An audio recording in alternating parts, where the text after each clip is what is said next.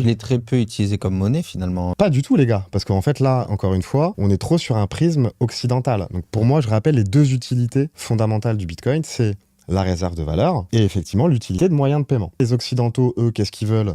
C'est profiter du Bitcoin pour protéger leur pouvoir d'achat. Les pays en voie de développement, eux, en fait, ils ont tellement de défaillances de leur propre système, donc soit leur système monétaire, soit leur système bancaire, que Bitcoin vient résoudre ces deux problèmes. Et c'est pour ça que le pays qui utilise le plus Bitcoin en tant que moyen de paiement, c'est le Nigeria. Effectivement, nous, en France, l'utilité de moyens de paiement, elle est inexistante. Mais effectivement, dans d'autres zones géographiques, l'utilité de moyens de paiement, à mon sens, ne va se faire que se renforcer.